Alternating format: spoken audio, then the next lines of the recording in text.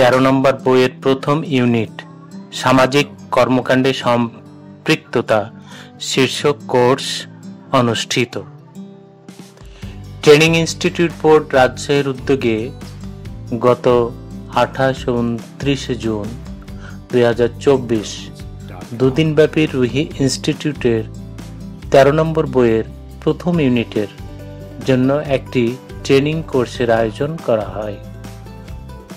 এতে 13 জন প্রশিক্ষণার্থী সহ ট্রেনার হিসেবে উপস্থিত ছিলেন ঢাকার বাহাই বন্ধু ডক্টর মাহবুব হোসেন। 28 তারিখ সকালে জাতীয় আধ্যাত্মিক পরিষদের সভাপতি ডক্টর জব্বার ইদেলখানী কোর্সটি উদ্বোধন করেন। উদ্বোধনী বক্তব্যে ডক্টর ইদেলখানী বলেন, একজন মানুষের সার্থকতা মানব সেবার মাধ্যমেই পরিপূর্ণতা লাভ করে।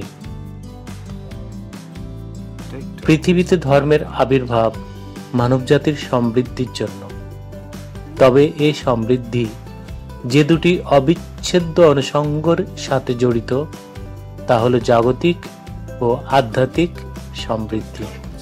এটি মুদ্রার এপিঠ ওপিঠ এর মতো, একটি ছাড়া অপরটি মূল্যহীন তথা অকেজ, অস্তিত্বহীন।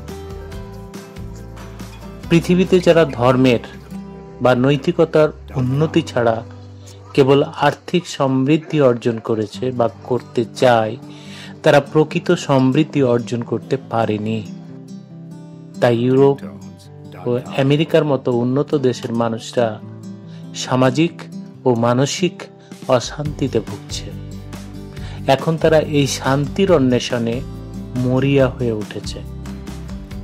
অন্যদিকে যে ধর্ম আর্থিক সমৃদ্ধিকে অবহেলা করে কেবল ধর্মীয় রীতিনীতি, আচার অনুষ্ঠান ইত্যাদি নিয়ে সমাজ গড়তে চেয়েছে, সেটি বা সেই ধর্ম তার প্রকৃত চেতনা থেকে দূরে চলে গেছে। সেটি আচার অনুষ্ঠান সর্বস্ব লৌকিক একটি ধর্মে পরিণত হয়েছে। মানবতাবাদ, উদারতা, সর্বজনীনতা ও মডারেট আদর্শ না হয়ে সেটি গোঁড়া, পশ্চাৎপদ, অন্ধবিশ্বাসী, সংরক্ষণবাদীর মতো অপবাদ ধারণ করেছে, যা ধর্মীয় শিক্ষা ও চেতনার সম্পূর্ণ পরিপন্থী। মানুষ অন্যান্য প্রাণীর মতো নয় যে সে কেবল স্বার্থপরভাবে খাদ্য জোগাড়ে এবং জাগতিক সম্পদ অর্জনে ব্যতিব্যস্ত থাকবে। তাকে অবশ্যই মানবিক হতে হবে, মানুষের কল্যাণের জন্য চিন্তা করতে হবে, আর এই চিন্তা থেকেই সেবার প্রসঙ্গটি চলে আসে। রুহি ইনস্টিটিউট মানব সেবার প্রকৃতিকে উপস্থাপন করতেই সামাজিক কার্যক্রমে সম্পৃক্ত হওয়ার কলা কৌশলগুলো সহজভাবে এই বইটির মাধ্যমে অবতারণা করেছেন।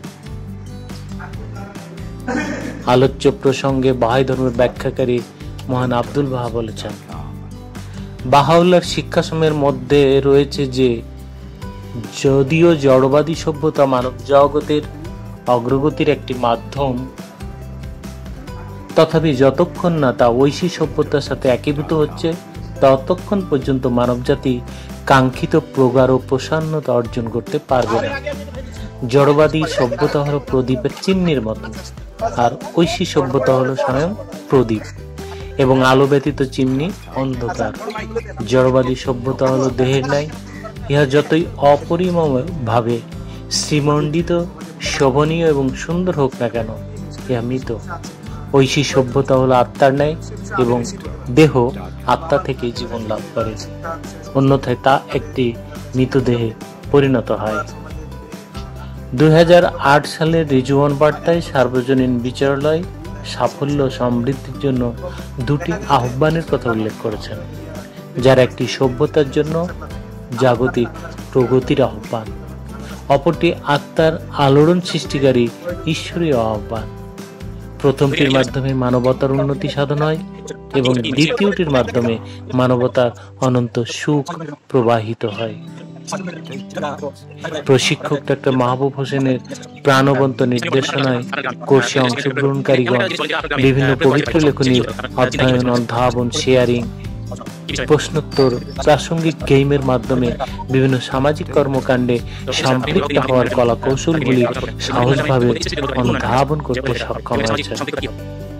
দুদিনের কোর্সের মাধ্যমে অংশগ্রহণকারীগণ উপলব্ধি করেছেন যে বিভিন্ন সামাজিক উদ্যোগগুলিতে জড়িত হওয়ার প্রচেষ্টার মূল চালিকা শক্তি হচ্ছে প্রশিক্ষণ ইনস্টিটিউট মানব সম্পদ সৃষ্টির সাথে এটি আধ্যাত্মিক অন্তর্দৃষ্টি, গুণাবলী ও সামর্থ্য সমূহের পরিচর্যা করে। জুনিয়র প্রোগ্রাম হলো সামাজিক উদ্যোগ সম্পর্কিত বিষয়গুলি সম্পর্কে শেখার প্রধান উৎস, কেননা এর প্রতিটি গ্রুপই শুরু থেকে কোনো না কোনো সামাজিক কর্মকাণ্ডের সাথে জড়িত হয়। শেখার প্রক্রিয়াটি ক্ষুদ্রভাবে এখানেই শুরু হয়, যা ক্রমান্বয়ে তাদের ক্ষমতায়নের সাথে সাথে বৃহৎ পরিসরে বিকাশ লাভ করে। কোর্স শেষে অংশগ্রহণকারীগণ কোর্সের মাধ্যমে অর্জিত অন্তর্দৃষ্টিকে সমাজে কিভাবে প্রয়োগ করা যায় সেই বিষয়ে আলোকপাত করেন। ধন্যবাদ সবাইকে।